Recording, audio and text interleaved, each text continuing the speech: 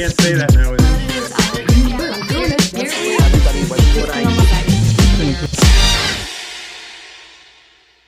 Welcome to the Ultimate Client Strategy Podcast. I'm Lisa Rosenthal. This is my co-founder and partner, Bruce Libman. And today we're joined by one of our colleagues, Lynn Chiavaro. How are you, Lynn, this morning? Great. So it's great to have you here because you're a dear friend and we've been connected for so many years. All right. And, we believe that we can't keep you a secret. So here we are visiting a great friend of ours. So, Lynn, one of the reasons that Bruce and I decided to start this podcast was to talk with all of you, our colleagues, our friends, about relationships. And what are some of the things that you do consistently, not just to connect with new people and build a relationship? What are some of the things you do to connect and maintain relationships? Because you are probably one of the greatest connectors that I know, right? You know endless amounts of people and they're always happy to hear from you. And when you've made an introduction for me, that introduction is always warm and people are so excited that you thought of them. Thanks. Yeah. I just connected two people just before this. And then I met with someone today. The way we connected was I play senior basketball and he plays senior lacrosse. So we had a lot to talk about. And we talk about how we both play down to younger age groups and we don't play in the older ones because it's a lot slower in women's basketball and in men's lacrosse. If he plays up in the 55s, if I play in the 70s, there's a big drop off. So, we had a lot to talk about. And he was familiar with Army lacrosse because he follows college lacrosse. And I, of course, coached at Army and I follow the team there. And so, we just had a lot of fun this morning and we both work out. So we worked out and then we had breakfast and we met. So it was kind of cool. That's awesome. And because you brought it up, it was going to be my next thought for you, is to share with folks a little bit about your history, because you may play senior basketball now, women's basketball, but you have one of the most incredible stories about where it all started, what you did. And I would love if you just take a few minutes and share that with everyone. I guess before I was a financial advisor, I was a basketball coach. I was a women's basketball coach at West Point. I was at Iona before that as an assistant. Then I was at West Point as an assistant for 5 years, then a head coach for 11. So I did a lot of recruiting, a lot of talking to young 17-year-olds about coming to West Point and didn't realize I was trying to sell West Point. You don't look at it as selling when you're recruiting, but that's what you really are doing. And so getting into this career really wasn't that much of a transition, except of course it's, you got to learn the knowledge, but as far as the relationships with people and how you talk to them, you talk to a young 17-year-old and their parents. Now I talk to anybody who's in their 20s to their 80s. So, you're sitting across the table. And of course I work, with a lot of different people now, not just college age kids, but the whole thing is relationship driven. When you sell, people have to like you. If they don't like you, nothing's going to happen. I firmly believe that. Well, right, Bruce, that whole thing that you've been talking about most of your career, there are endless books written about it. In sales processes, it's talked about all the time. The likability factor and the fact that people need to trust you, but they have to like you first before they can trust you. Right. But I think there are some unique things to the way you operate in your business, not just your skill at what you do today, right, in financial services, but the way you operate in terms of relationships. When you were recruiting, you had to sit at somebody's kitchen table and explain to them and the player, not just the player, but their parents, why they should play for you, right? There's skill there in the ability to communicate and articulate and, right, get to the heart of what's important to them. So that whole discovery process about what's important to that player, how they're going to make the decision about where they're going to play. but the relationship that you were able to develop, I watch you do that today in your, professional career. I've watched you take professional relationships and turn them into social relationships. Do you find that there's a lot of overlap in your worlds? Yeah, I really forget about whether someone's a client or not. I've just have a lot of nice relationships, especially in ARG. I mean, there's some people in that group. I mean, some are clients, but some are, and many are not. But I have great rapport and great relationships. And, I really, really, really like meeting people one-on-one. I mean, that's where you really get to know them, and that's when they get to know me. And I just feel like when I have the opportunity and I want to connect them with someone, go, of course I will connect you. And of course I would do it. It's just, I don't know. It's all just kind of one thing flows into the other. You meet someone, you get to know them, and then the next thing you know, you're having a conversation, and then you really like them. And I have to say, I like all my clients, and I like all the people that I meet with in ARG for sure. Yeah. So how long have you and Bruce, I should ask Bruce this question. How long have you and Lynn known each other? And do you remember who introduced you to Lynn? No, I don't remember the introduction, but I think it was around 2008. Wow. At the same time I think it was around 2008. That number seems to resonate with me when it comes to You Lynn. were meeting in I think it was an accounting firm or a law firm, all right? or a law firm, yeah. A law firm, I think it was. Yeah. Of course, I remember the building because it was 666 Third Avenue. Who doesn't remember 666? Yeah, that's where we used to meet on a monthly basis, right? Yeah, it was a good group too. Yeah. A lot of activity. All right. I don't remember who introduced us at that I want junction. to say Lynn St. Andrews. I could be wrong. Could be Lynn. All Might have right. been. She's a great person. Yeah. Really very successful too. We're still friends to this day. Very special woman. All right. Very successful in commercial real estate too. Yeah. All right. But there's a person there that the perfect example of likability and trust and so forth.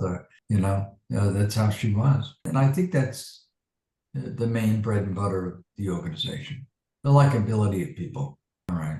And I think we're very fortunate to have that kind of culture. You lend yourself to that. You've always been a great advocate to the organization. You really have. Thank you. There's a lot of people that some have come and gone, but I still have the relationships, That's the way it should be. Yeah. Yeah. A relationship should not end just because somebody decides to move on. No, Right. I don't believe that. All right. We've had the distinct pleasure of people coming back to the organization. All right. And Right. that, I think that's wonderful. But it's all about the people. And it's always about you, Yeah. like you expressed. So I have a question for you. We already know what you like to do outside of work, right? So it's usually one of the questions we ask folks. But beyond that, has there been a defining moment in your life where you can say, this was a turning point, I had great lessons, and it would be wonderful if everyone at a younger age knew that lesson? Well, I think it's all about, in my profession, athletes and military are pretty successful.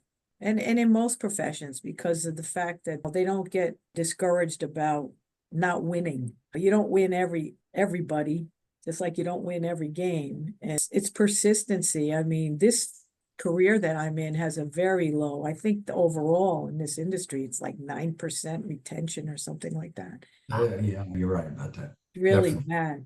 Wow. Most people, they quit.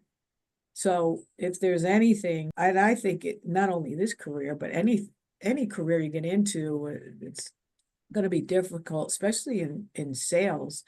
And usually you do a lot of work and don't get paid very much in the early years, but you get rewarded in the later years, but you get overpaid in the later years and you do less work than you do when you're younger. I mean, it just goes with the territory. Who are successful went through all the tough times, and everybody's got their story about what they did and how they used to sit waiting for people to come in the parking lot or whatever. Not that they stalked them, but there's just a lot of stories. I mean, I didn't know anything about this profession and didn't think I could do it. So I did a lot of I did a year's work of joint work my first year because I had no confidence in the beginning.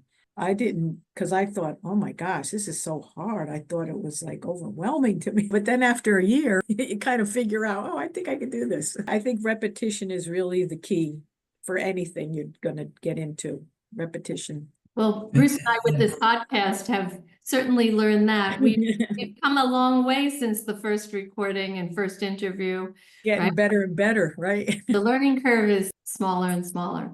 I believe it. Yeah. Bruce, were you about to say something? I'm so sorry. Well, what I was going to say, and I agree with Lynn because I was in the business, when Lynn was 12. Okay. I was in the business. I think that the defining factor in that business, all right, is to understand, and you were touching on it. The first year, you're not going to do well. The second year, it starts to come into focus. And by the third year, you're running. All right. So you have to have the patience and you have to be a good student and learn a lot. And one of the things that you pointed out about being an athlete or being in the military is about relationships, building the ability to communicate with people. And I believe that the strength of your business is being able to have a conversation with somebody. And you're very good at having a conversation with somebody. I think that's a gift. Not everybody can do it. It seems odd that everybody can't do it, but I know you're right because you just do what comes naturally. But yeah, I know some people struggle with that. Yeah, I think we have great challenges today because everybody uses social media and people use text and so forth. They're not talking to anybody. The communication level is lower than it's ever been. All right. I think that's one of the gifts you have. You have the ability to communicate with people extremely well. Thank you. And I think that's your success, a natural success that can't be taught to anybody. It just can't. All right. That's got to be something natural, and it's a natural thing for you.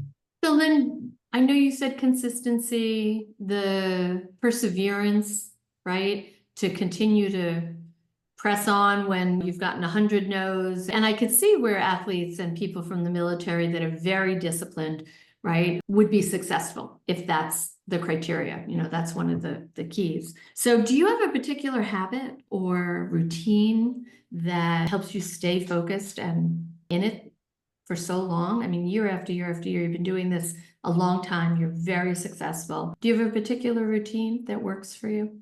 Either a morning routine or a work routine, something that you've been doing long-term that part of you at this point?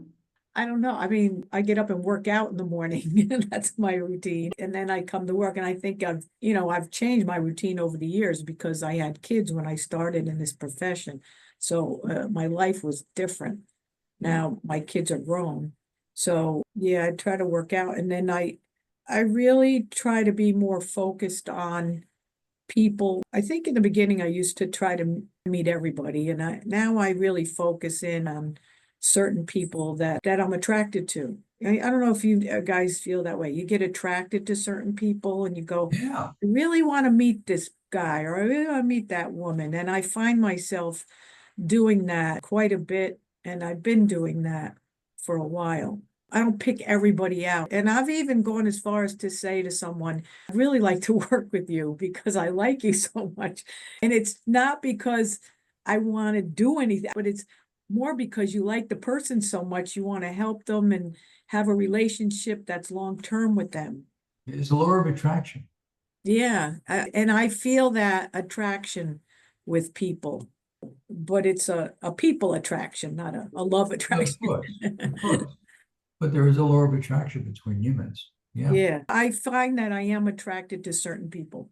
Well, Lynn, when we pay attention to those things, just like even in this podcast, I said I want it to be as authentic as possible, right? We don't set up the questions for you. We're having a conversation because we know you well. We want other people to know you. Right. But it's like anything else. When you're outside of your authentic self, and I don't mean you, but all of us, when I say you, when you live outside of that because you think the facade needs to look like a certain thing, it doesn't let the people, your people, see you, right? So maybe you end up not working with certain people that you should work with because you didn't show them who you really are, right? And Yeah. so I think as we get older, just in general, there's something to be said about aging in that way where we all become more comfortable in our own skin. We are less interested in what somebody else might judge us about.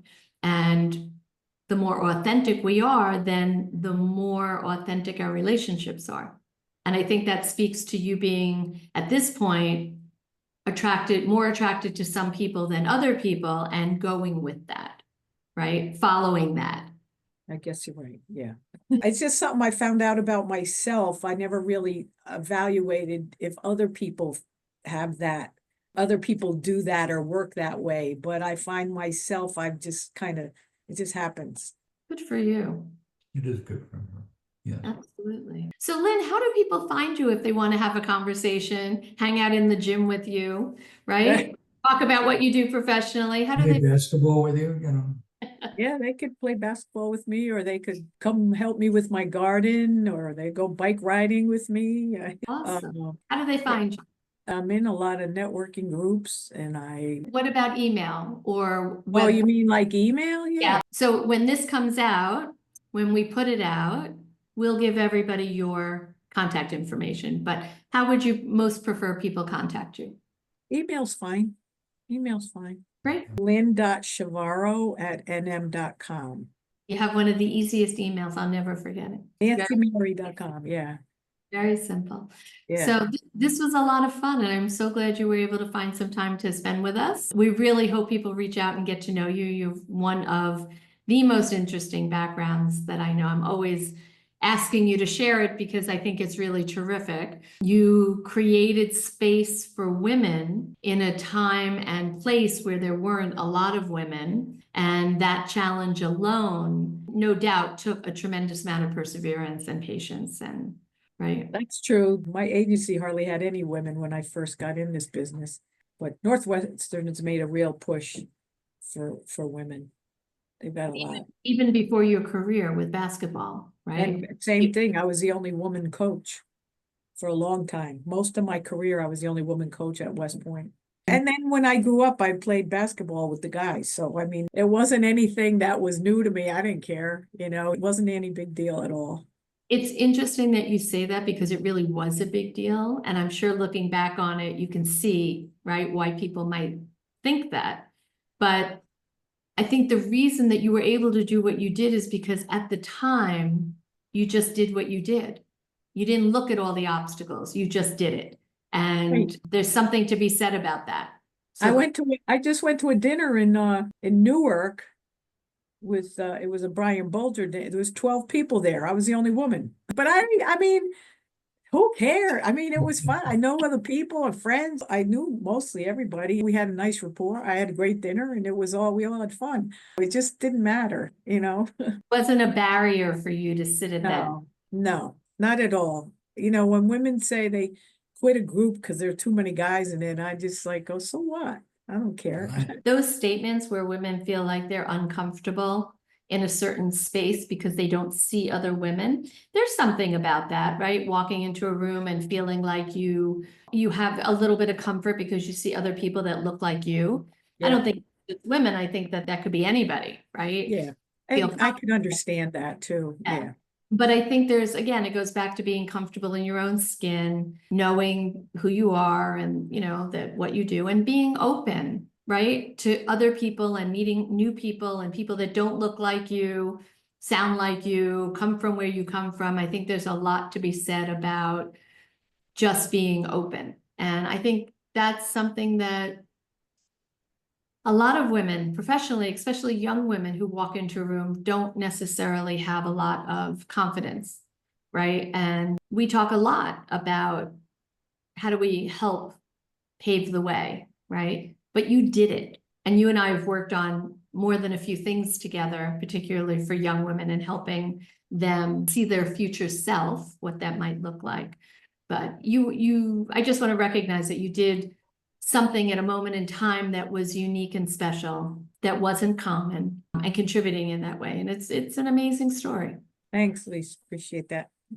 Absolutely. So I encourage everybody to reach out to Lynn and hear her story. It is remarkable. And she's a terrific lady. Bruce, any other thoughts? No, I think we've covered it all. Lynn, do you have any other thoughts you want to share before we wrap up? I'm good, but thank you guys. I really appreciate it. This is really nice.